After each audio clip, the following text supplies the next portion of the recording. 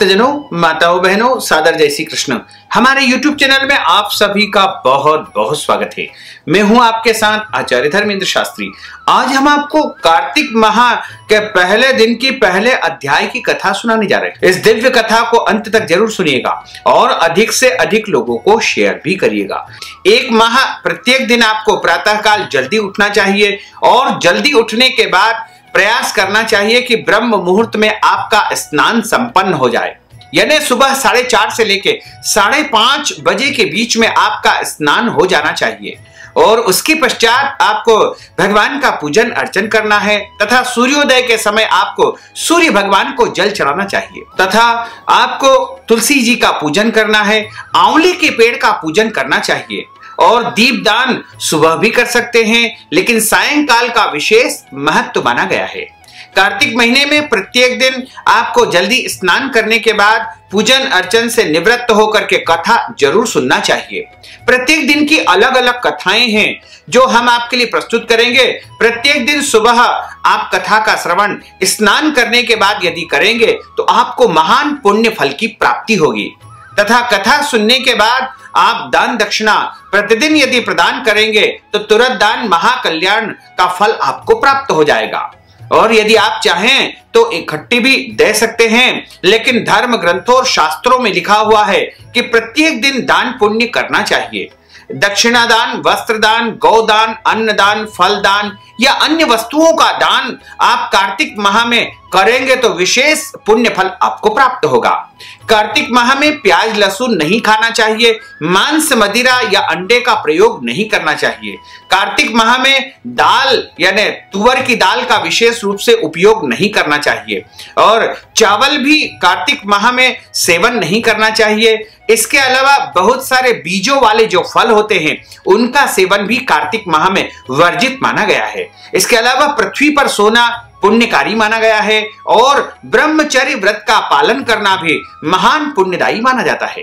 कार्तिक माह में आपको झूठ नहीं बोलना चाहिए, पेड़ पौधों को नहीं काटना चाहिए। इसके अलावा लड़ाई झगड़ा वाद विवाद बिल्कुल नहीं करना चाहिए और आपको जो है पूरे संयम के साथ में कार्तिक माह का पालन करना चाहिए। यदि आप कार्तिक महीने में इस प्रकार नियम पालन करेंगे तो निश्चित तौर से भगवान लक्ष्मी नारायण की अपार कृपा आपके जीवन पर बरसेगी तथा आपके जन्म जन्मांतर के सारे पाप दोष नष्ट हो जाएंगे, क्योंकि कार्तिक माह में प्रातः जल्दी स्नान करके कथा श्रवण करने से समस्त तीर्थ यात्रा का फल प्राप्त होगा। और कार्तिक माह में जो व्यक्ति अपने घर में भी जल से जब स्नान करता है उस समय गंगा जी का स्मरण कर लेगा तो उसे गंगा स्नान का फल प्राप्त हो पाएगा। और जहां पर भी आप स्नान करते हैं, जिस भी तीर्थ में आप स्नान करते हैं, वहां पर आपको स्नान करते समय गंगा जी का स्मरण अवश्य करना चाहिए। इसके अलावा प्रभु के नामों का उच्चारण आपको करते रहना चाहिए तथा कार्तिक माह में आपको गरीबों की सहायता करना चाहिए, दीन दुखियों को कंबल का दान करना चाहिए। वस्त्र और भोजन का दान करना भी इस महीने में परम कल्याणकारी माना जाता है। कार्तिक माह में तुलसी जी का पूजन, शालिग्राम भगवान का पूजन तथा आंवले का पूजन बहुत ही कल्याणकारी तथा महापुण्यदायक माना गया है। जितने प्रकार के यज्ञ होते हैं, जितने प्रकार के व्रत होते हैं तथा जो भी श्रेष्ठ कर्म होते हैं, उन सब का फल कार्तिक माह में स्नान करने से आपको प्राप्त हो जाएगा। कार्तिक स्नान सौभाग्यवती माताएं कर सकती है, कुंवारी कन्याएं कर सकती है और विधवा महिलाएं कर सकती है, परित्यक्ता महिलाएं कर सकती है। इसके अलावा अन्य सभी स्त्री और पुरुष कार्तिक माह का स्नान कर सकते हैं। कार्तिक माह का स्नान प्रत्येक मनुष्य मात्र को करना चाहिए। जो मनुष्य कार्तिक माह का स्नान करता है उसके जन्मों जन्मों के जो भी पाप होंगे वो नष्ट हो जाएंगे तथा उसके पुण्यों का उदय होगा और उसके जीवन की समस्त अभिलाषाएं पूर्ण हो जाएगी। यदि आप शिक्षा में उन्नति और प्रगति चाहते हो, आप उच्च शिक्षा चाहते हो, तो आपको कार्तिक स्नान करके प्रत्येक दिन कथा का श्रवण करना चाहिए। यदि आप नौकरी या व्यापार में उन्नति चाहते हो या फिर आप कर्ज से मुक्ति प्राप्त करना चाहते हो या फिर आप अपने विवाह को संपादित करवाना चाहते हो, कुंवारे लड़के और लड़कियों को कार्तिक स्नान जरूर करना चाहिए। इससे उनका विवाह शीघ्र ही संपन्न हो सकेगा। यदि आपके घर में कोई संतान नहीं है और आपकी इच्छा संतान प्राप्ति की है, तो आपको कार्तिक स्नान करके संतान प्राप्ति की कामना करना चाहिए, जिससे आपको निश्चय ही संतान प्राप्ति हो सकेगी। इसके अलावा आपके मन में जो भी इच्छाएं हैं, जो भी अभिलाषाएं हैं, वो सब कार्तिक स्नान करके कथा का श्रवण करने से वह इच्छाएं पूर्ण हो जाएगी। क्योंकि कार्तिक का महीना भगवान नारायण का तथा माता महालक्ष्मी का सबसे परम प्रिय महीना होता है और इस महीने में स्नान करने का, दान करने का, व्रत करने का महान पुण्य फल प्राप्त होता है। यदि आप कार्तिक महीना पूरे महीने व्रत करना चाहते हैं तो आप दिन में फलाहार कर लीजिए और शाम को, जब लगभग शाम को यानी 3 बजे के बाद आपको भोजन करना चाहिए। भोजन करने से पहले आपको भगवान को भोग लगाना चाहिए। भोजन में शुद्ध और सात्विक भोजन आप कर सकते हैं, जैसे आप दाल छोड़ करके अन्य वस्तुओं, चावल छोड़ करके अन्य वस्तुओं का उपयोग भोजन में करें। और इस भोजन में आपको प्याज लहसुन का बिल्कुल भी उपयोग नहीं करना चाहिए। यदि आप दिन में फलाहार नहीं भी करते हैं तो कोई बात नहीं है, और आप इस व्रत को जो है प्रत्येक दिन करें, एक दिन कर सकते हैं या फिर आप पूरे महीने कर सकते हैं। पूरे महीने यदि आपके लिए व्रत करना संभव नहीं है तो कार्तिक के जो अंतिम के 5 दिन रहेंगे उन दिनों में भी आप व्रत करके कार्तिक स्नान का तथा दान का और व्रत का संपूर्ण पुण्य फल प्राप्त कर पाएंगे। तो इस प्रकार कार्तिक महीना बहुत ही पुण्यदायी है और मनुष्य की समस्त इच्छाओं को पूर्ण करने वाला है। क्योंकि जब हमारे जन्म जन्मांतर के पाप दोष रहते हैं तो हम जीवन में कष्ट को भोगते हैं और कष्ट भोगते हैं और कई प्रकार के संकट और कष्ट हमारे जीवन में उपस्थित हो जाते हैं। यदि हम हमारे जीवन के पूर्व जन्मों के और कई जन्मों के पापों को नष्ट कर लेंगे तो हम पुण्य उदय को प्राप्त कर पाएंगे, और जब हमारा पुण्य उदय होगा तब हमें सुख सुविधाओं की, संपन्नताओं की, वैभव की प्राप्ति होगी और इस जन्म में सभी प्रकार के सुखों को भोगते हुए धर्म, अर्थ, काम और मोक्ष की प्राप्ति हमें हो पाएगी। तो यदि आप कार्तिक माह स्नान करने जा रहे हैं तो बहुत ही अच्छा है और कार्तिक माह के प्रत्येक दिन की कथा आपको सुनना चाहिए। अब हम आपको कार्तिक माह के पहले दिन की पहले अध्याय की कथा सुनाने जा रहे हैं। गुरुर् ब्रह्मा गुरुर्विष्णु गुरुर्देवो महेश्वरा गुरु साक्षात् परब्रह्म तस्मै श्री गुरुवे नमः। श्री अखंड मंडलाकारं व्याप्तं येन चराचरं तत्पदं दर्शितं येन तस्मै श्री गुरुवे नमः। अज्ञानान्तिमिरान्धस्य ज्ञानाञ्जनशलाकया चक्षुरुन्मीलितं येन तस्मै श्री गुरुवे नमः। सच्चिदानंद रूपाय विश्वोत्पत्त्यादि हेतवे तापत्रय विनाशाय श्री कृष्णाय वयं नमः।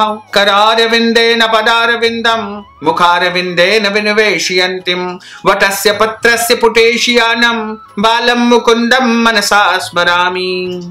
बालं मुकुन्दं मनसा स्मरामि। कस्तूरी तिलकं ललाट पटले वक्षस्थले कौस्तुभं नासाग्रे वरमौक्तिकं करतले वेणुः करे कंकणं सर्वांगे हरिचन्दनं सुललितं कंठे च मुक्तावलिं गोपस्त्री परिवेष्टितो विजयते गोपाल चूड़ामणिं। फुल्लेन्दीवर कान्तिमिन्दुवदनं बरहावतं सप्रियं श्रीवत्साङ्कमुदार कौस्तुभधरं पीताम्बरं सुन्दरं गोपीनां नयनोत्पलार्चिततनं गोगोपसन्धावृतं गोविन्दं कलवेणुवादनपरं दिव्यांगभूषणं भजे। दिव्यांगभूषणं भजे। विरहपीडं नटवरवपुः कर्णयोः कर्णिकारं बिभ्रद्वास कनकपीशं वेजयन्तीं च मालां रन्ध्रान् वेणोर्धरसुधया पूरयन् गोपवृन्दैः वृन्दारण्यं स्वपदरमणं प्राविशत गीतकीर्तिः। जय जय श्री राधा रमण जय जय नवल किशोर जय गोपी चित चोर प्रभु जय जय माखन चोर। मात मेरी श्री राधिका पिता मेरे घनश्याम इन दोनों के चरणन में मेरा बारंबार प्रणाम, मेरा बारंबार प्रणाम। मोहिनी मूरत श्याम की वो मन रही समाय जो मेहंदी के पात में लाली रही समाय। धन यौवन एक दिन उड़ जाएंगे जैसे उड़े कपूर मन मूरख तू राम भज, क्यों चाटे जगधूर, क्यों चाटे जगधूर। बोलिए श्री वृंदावन बिहारी लाल की जय, गोपाल कृष्ण भगवान की जय, लक्ष्मी नारायण भगवान की जय, श्री द्वारकाधीश भगवान की जय, श्री वल्लभाधीश की जय, श्री यमुने महारानी की जय, श्री गुसाई जी महाराज की जय। कार्तिक माह के पहले अध्याय की कथा का यहाँ पर प्रारंभ होता है। मैं सिमरू माता शारदा, बैठे जिह्वा आय, कार्तिक मास की कथा लिखे कपिल हर्षाय।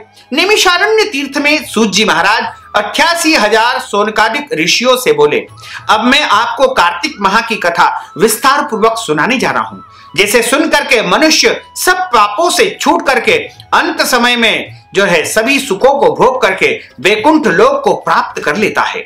सूत जी महाराज बोले कि भगवान श्री कृष्ण जी से आज्ञा लेकर के देवर्षि नारद के चले जाने पर सत्यभामा प्रसन्न होकर लक्ष्मीपति भगवान से कहने लगी, हे नाथ, मैं धन्य हो गई हूं, मेरा जीवन सफल हो गया है, मेरे जन्मदाता भी धन्य है, जिन्होंने मुझ जैसी त्रिलोक्य सुंदरी को जन्म दिया, जो आपके 16 सहस्त्र स्त्रियों के मध्य में आपकी परम प्यारी पत्नी बनी हुई है। मैंने वह कल्प वृक्ष आदि पुरुष आपके साथ नारद जी को विधि पूर्वक दान में दे दिया है, परंतु वही कल्प वृक्ष मेरे घर लहराया करता है, जिस बात को मृत्यु लोक में कोई भी स्त्री नहीं जानती है। हे त्रिलोकीनाथ, मैं आपसे कुछ पूछना चाहती हूँ, आप मुझे विस्तार पूर्वक कार्तिक महात्म्य की कथा सुनाओ, जिसको सुन करके मेरा हित हो तथा जिसके करने से कल्प पर्यंत भी आप मुझसे विमुख न हो। सूत जी महाराज बोले कि सत्यभामा जी के ऐसे वचन को सुन करके हंसते हुए द्वारकाधीश प्रभु श्री कृष्ण बोले, सत्यभामा का हाथ उन्होंने पकड़ करके तथा अपने सेवकों को वहीं पर रोक करके विलास युक्त अपनी पत्नी को कल्प वृक्ष के नीचे ले गए और मुस्कुरा करके हंसते हुए कहने लगे कि हे प्रिय, 16,000 रानियों में से मुझे तुम प्राणों के समान प्यारी हो। तुम्हारे लिए मैंने इंद्र आदि देवताओं से भी विरोध किया था। हे कांते, जो बात तुमने पूछी है उन अद्भुत बातों को सुनो। सूत जी महाराज कहते हैं कि एक दिन श्री कृष्ण भगवान ने सत्यभामा की प्रिय कामना के लिए गरुड़ पर सवार होकर इंद्र लोक जाकर के कल्प वृक्ष मांगा। तब इंद्र ने के मना कर देने पर गरुड़ का इंद्र से घोर युद्ध हुआ और गोलोक में गरुड़ जी ने गौओं से युद्ध किया। गरुड़ जी की चोट से उनके कान और पूंछ कट गए और नीचे गिर पड़े। उनके रुधिर से 3 वस्तु उत्पन्न हुई, कान से तंबाकू बनी, पूंछ से गोभी बनी और खून से मेहंदी बनी। इन तीनों के प्रयोग करने से मोक्ष प्राप्ति नहीं होती है। तब गौ ने भी क्रोध में भर करके गरुड़ को मारा, जिससे उनके 3 पंख टूट करके गिर पड़े।